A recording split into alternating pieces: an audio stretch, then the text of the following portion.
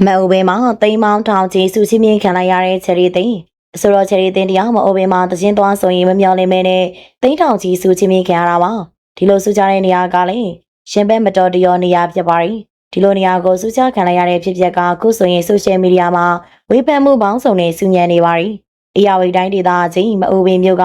ပရိသတ်တရားအနုပညာရှင်တွေကိုသိချကြတာအရန်ကုန်အားပေးမှုကျန်းတာနဲ့နာမည်ကြီးတဲ့မြို့တစ်မြို့ပါသူတို့မျိုးကုန်းလူပညာရှင်တွေဆိုရလာပြီဆိုရင်တသက်လို့အားပေးတတ်ကြပါရီစုချီမြင်နာရီပန်စီပီယာတွေကလည်းတော်လီကိုမှရဲရရောရှိလာတယ်လို့နာမည်ကြီးပါရီဒီလိုလူပညာကိုချင်းမြတ်တို့တွေမျိုးကြီးမှာအခုတကပြပြခဲ့တာကတော့မြန်မာနိုင်ငံရဲ့ထိပ်တန်းမျိုးသမီးဆိုတော့တရားဖြစ်တဲ့ချယ်ရီသင်းပါပဲထုံးစံတိုင်းမအိုဘင်ကပရိသတ်တရားချယ်ရီသင်းရဲ့ဖြောပြမှုပေါ်မှာအားရပါရတသက်လို့အားပေးခဲ့ကြပါရီဝဲကလည်းရန်ကုန်မှာစီကားအောင်ပြင်ခဲ့ပြီးပရိသတ်တရားချယ်ရီသင်းကိုစုချင်းငွေတွေတိမ်ပေါင်းများစွာသိန်းနဲ့ရာချီချပြင်းခဲ့ကြတယ်လို့သိရပါတယ်။ဒါပေမဲ့ဒီပွဲမှာအားလုံးရဲ့ပါဆက်ပြားမှာပြောစရာဖြစ်သွားတဲ့အခုလူမို့ကိုရမှာအော်တောင်တင်ဖြစ်သွားတဲ့အကြောင်းအရာကတော့ပရိသတ်တူဟာသူမကိုစုချလိုက်တဲ့ပုံစံနဲ့နေရာကြောင်ပါပဲ။ဟုတ်ပါပြီပွဲမှာဖြောပြနေစဉ်အတွင်းပရိသတ်တူဟာဆိုတော့ချရီတင်းကိုစုငွေချင်းမြင့်တဲ့အခါမှာတာမန်အတိုင်းလက်ကိုပေးတာမျိုးပန်းစည်းနဲ့တွဲပေးတာမျိုးမဟုတ်ဘဲနဲ့သူမရဲ့ရှင်ဘက်ပို့ပြီးတော့တိတိကျကျပြောရရင်ရှင်သားနေရာမှာ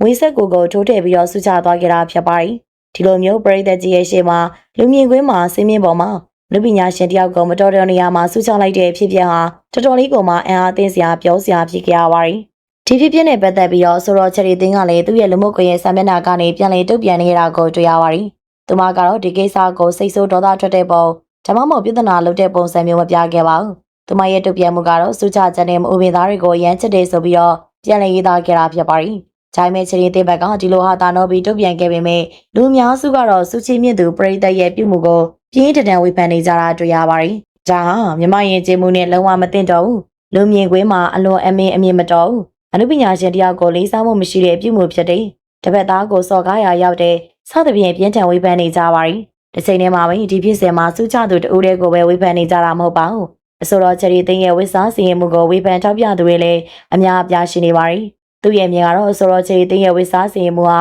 ဒီနေ့ပွဲမှာရန်ကုန်မှာပေါ့ပါနိုင်လို့နေလုံခြုံမှုမရှိဘူးဟိုင်ရင်ဖြစ်နေတယ်လို့ဆိုကြပါရီပရိသတ်တွေသိကြတဲ့အတိုင်းဆိုတော့ချယ်ရီသိန်းဟာအချစ်အားလိုက်လို့ပြရလားဆိုတဲ့သစနဲ့ပရိသတ်တွေကြားမှာတကယ်နဲ့အောင်မြင်မှုရရှိပြီးတော့နာမည်ကြီးလာတဲ့ဆိုတော့တူပါသူမကလက်ရှိမြန်မာနိုင်ငံရဲ့ထိပ်တန်းအမျိုးသမီးဆိုရီထဲမှာတူပါဝင်ဖြစ်ပြီးသူမရဲ့ရှိုးဝဲတွေတိုင်းဟာပရိသတ်တွေတက်လို့အားပေးတာခံရတယ်လို့ရှိုးဝဲတွေဆိုရင်စုချင်းငွေ300နဲ့ကြည့်ပြီးတော့ရတဲ့အထိအောင်မြင်နေသူဖြစ်ပါရီဒါပေမဲ့ချင်းတဲ့ဟာသူမရဲ့ပွင့်လင်းလုံးနဲ့ဝိစားစီရင်မှုတွေတကားတလေမတော်မနှဲနိုင်တဲ့ပြုမှုတွေကြောင့်ပရိသတ်တို့ရဲ့မကြည်လင်မှုတွေဝေဖန်ခံရမှုတွေခံရလေးရှိသူလေးဖြစ်ပါရီပရိသတ်ကြီးအရောခုလိုဆိုတော့ချယ်ရီသိန်းတရားစင်ပေါ်မှာသင်းဆိုနေရင်ရှင်ဘက်မှာစူးချခံလိုက်ရတဲ့အဖြစ်ပြက်ပေါ်မှာဘလို့မျိုးမြင်ကြပါသလဲဒီကိစ္စပေါ်မှာပရိသတ်ရဲ့မြင်လေးသဘောထားလေးတွေကိုလည်းပြောသွားပေးခဲ့ကြပါအောင်ရှင်